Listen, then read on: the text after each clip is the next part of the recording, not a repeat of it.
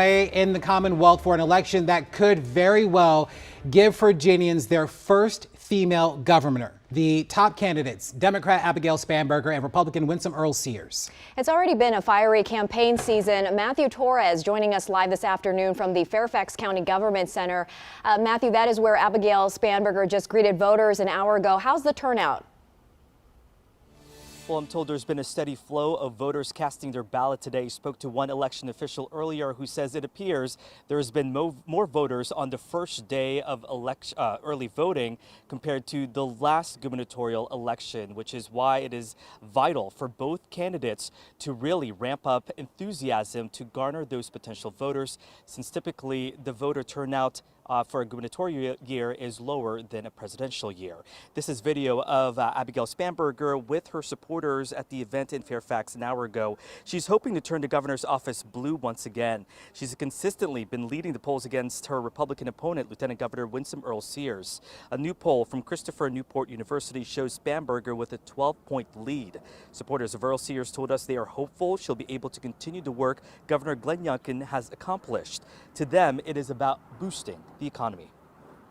I like the idea of keeping Virginia a good place for businesses to come, to locate to, for families to stay in, and for us to keep our taxes lower. Businesses want to come to Virginia. We want them to stay in Virginia. And to have that, we need to have things like right to work.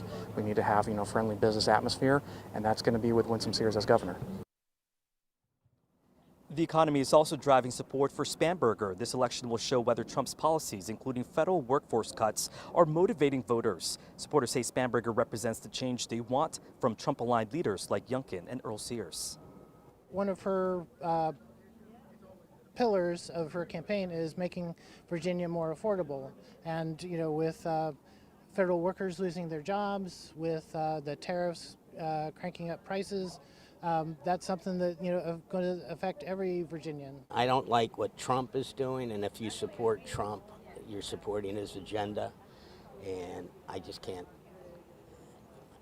live that way anymore. Meanwhile, Winsome Earle-Sears will be holding an event tonight with Vivek Ramaswamy. He is the former Doge leader who's also running for office in Ohio. That's taking place tonight in Chesterfield, guys.